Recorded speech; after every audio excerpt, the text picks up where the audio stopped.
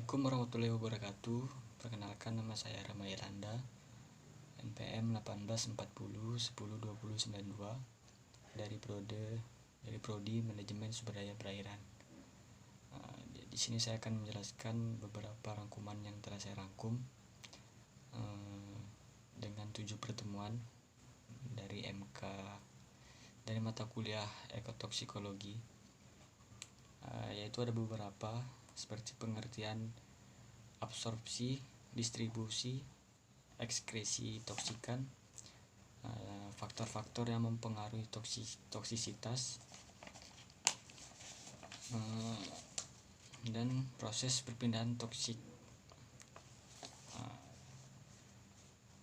Dari pengertian absorpsi, yaitu merupakan fenomena fisika atau kimia atau suatu proses di mana atom, molekul atau ion memasuki fase ruah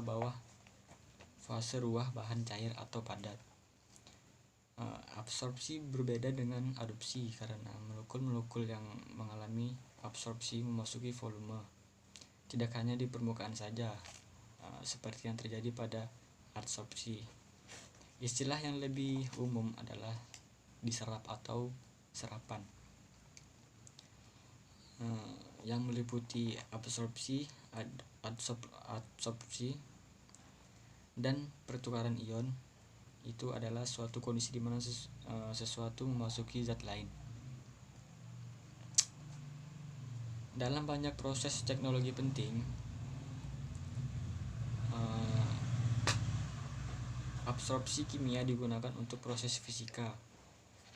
Misalnya, absorpsi karbon dioksida oleh natrium hidroksida, semacam proses asam basa yang tidak mematuhi hukum partisi. Beberapa contoh efek ini dapat dilihat pada artikel ekstraksi cair-cair, yaitu adalah hal yang mungkin untuk mengekstraksi suatu zat terlarut atau solut dari satu fase cair ke fase cair lainnya tanpa reaksi kimia. Contoh solut semacam ini adalah gas mulia dan asmium tetrosida. Selain itu, ada faktor-faktor yang mempengaruhi toksisitas. Ribuan jenis bahan pencemar terlepas ke lingkungan laut akibat aktivitas manusia. Karakteristik air dan organisme dapat mempengaruhi toksisitas bahan pencemar tersebut. Faktor-faktor yang mempengaruhi toksisitas tersebut terdiri dari faktor yang berhubungan dengan bahan pencemar, yaitu fisika dan kimia, dan faktor yang berhubungan dengan organisme, itu biotik. Beberapa faktor kimia bahan pencemar meliputi ada konsentrasi, ada suhu, ada pH, ada salinitas, dan kesadaran.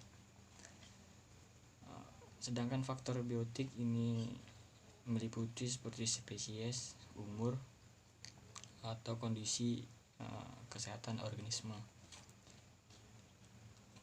Konsentrasi bahan pencemar merupakan faktor penting yang mempengaruhi toksisitas. Bahan pencemar dengan toksisitas tinggi tidak akan terlalu memberi dampak terhadap organisme apabila masih dalam konsentrasi sangat rendah. Sebaliknya, bahan pencemar dengan toksisitas rendah akan berpengaruh buruk apabila dipaparkan dengan konsentrasi tinggi. Faktor penting lain yang mempengaruhi toksisitas adalah lamanya pemaparan atau durasi bahan kimia terhadap organisme.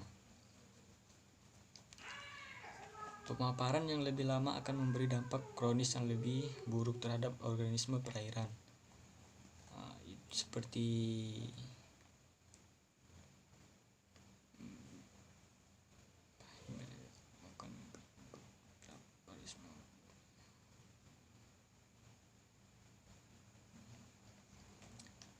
faktor biotik.